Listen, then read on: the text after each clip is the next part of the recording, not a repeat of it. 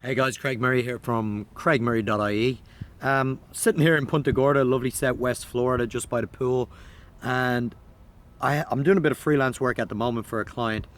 But I had an interesting comment come in, or a question come in via social media, which I had a client who does freelancing who asked me, how do I know what to charge?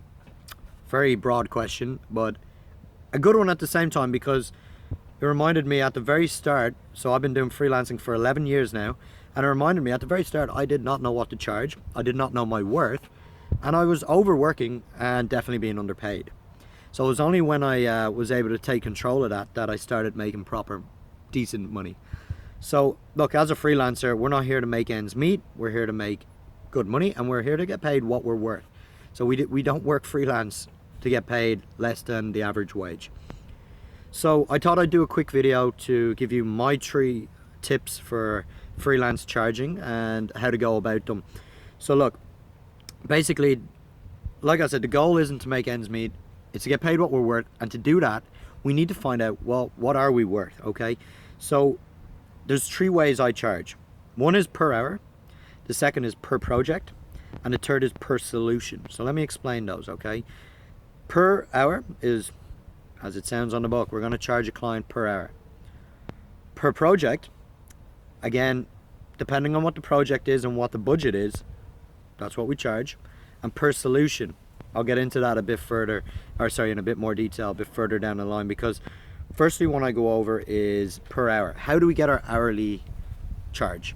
So I'm guilty for it. A lot of people, one person, they'll charge $100 an hour, the next one 70, then 60, 20. They don't know what to charge, and I had that problem at the very beginning. I might have even thought to myself, I want to be paid $50, $60 an hour, and I'll jump straight out a website that someone offers me $500 to do a quick local business website, and I'll jump at it. But that website might take me 20 hours. So if it takes me 20 hours, I'm putting my worth at $25 an hour. That same website could go into a second week, could take me 40 hours or 40 hours in the first week.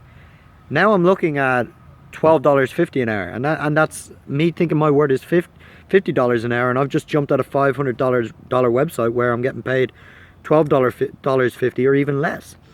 And the thing is, before you start a project, you should always know your expenditure, because a lot of the time when we jump at these quick websites, it looks like a great deal, but we end up paying for our teams or hosting, domains. We end up paying for plugins to do functions that may not have been on the RFP at the very beginning.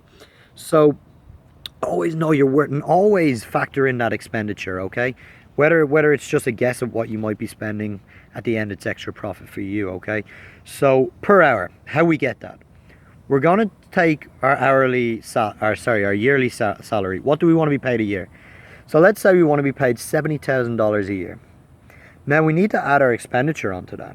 So what's our expenditure? We'll just say it's $20,000 for overheads, office, you name it. So we're looking at $90,000 now. What we're going to do is divide that $90,000 by the number of weeks you want to work and the number of hours. So we'll say I want to work 49 weeks a year at 40 hours a week, and that will give us $46 an hour. So now we know our worth is $46 an hour. Okay, so if we're going to do per hour projects, someone comes to us, they want a website, look at how long you think it might take you. If it's going to take you 20 hours, you charge $46 an hour. If that's what your worth is, that's what you charge them. Or you tell them it's going to be 46 an hour, and then at the end you'll invoice them based on how many hours you do. Now obviously when that comes to clients, trust is an issue. They don't know how many billable hours you're actually doing, so you really do want to document the work you're doing to them. And look, the number one thing as a freelancer, we always find it tough to get new clients, but the problem is we always lose a lot of clients, and the reason being is we don't give them enough attention. That's a different video, but always respect your client, always give them a lot of attention, because you'll be surprised, we always go looking for new clients when there's a lot of money in the clients we already have. Okay, but look, that's your per hour. Per project, again, it's kind of based on the per hour. So number one is per hour. That's the number one tip, is charge per hour. So find your per hour, charge per hour. Number 2 is per project.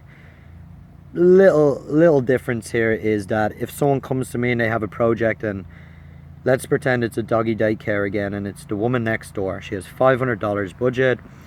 That's all she can spend. Well, yeah, look, I'm not going to charge her per hour. I'm going to say, I'll do you a quick website. I'm going to make sure that website takes me 5 hours to do. $100 an hour. That's your 500 per project. But don't always jump at them. Make sure you know you can get it done in 5 hours. Or even as a freelancer, outsource it again. Pay somebody else $250 to do it. You keep the $250, and you might only do 2 hours of admin work, emailing back and forth. But the per project really comes into play when you get a larger company. A company that wants a website and their budget might be $10,000. Well, we don't care if that only takes us 20 hours to do.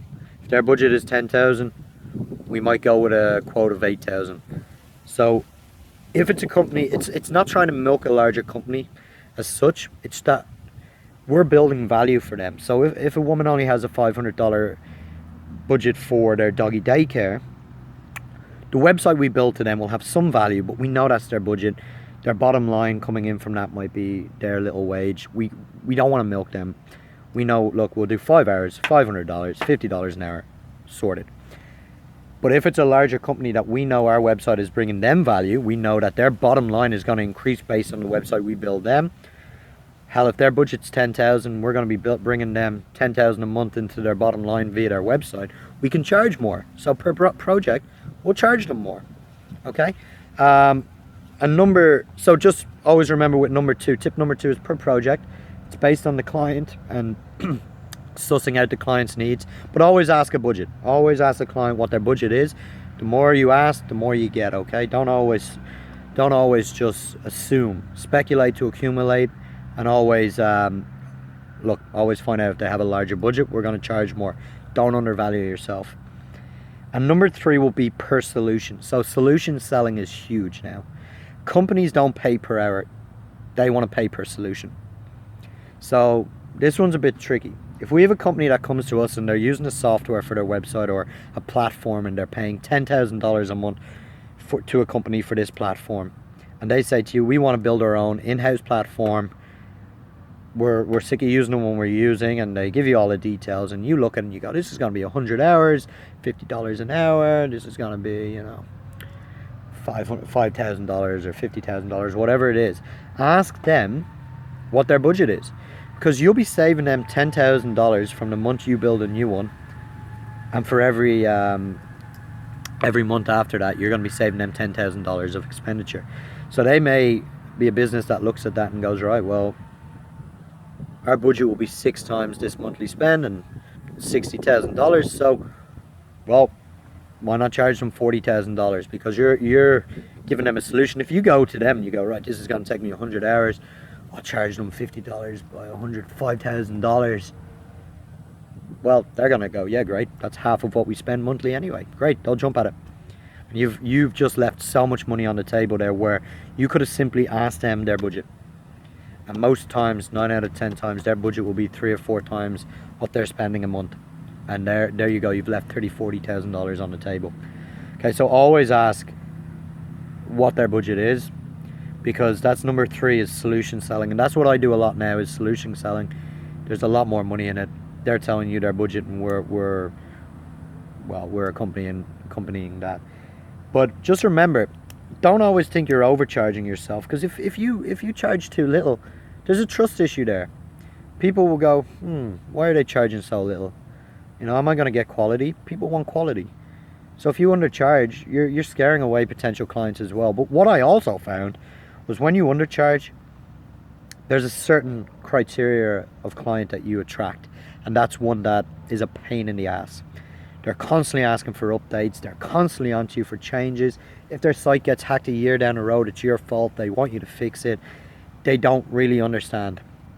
Okay, so if you're going to take on those kind of clients, make sure to charge what my friend told me is a PITA fee, PITA. It's a pain in the ass fee, and it's money that you're charging in excess that is going to pay for those future hours down the road, where they're going to be constantly ringing you at all hours to fix a broken website or change a picture or so on and so forth. Or if they press up, they make a change and it breaks the website, they think you're held accountable. So just always remember to charge what you're worth. So per hour is great. If you can charge, like I said, your annual salary plus your expenses and divide it by the number of hours you want to do.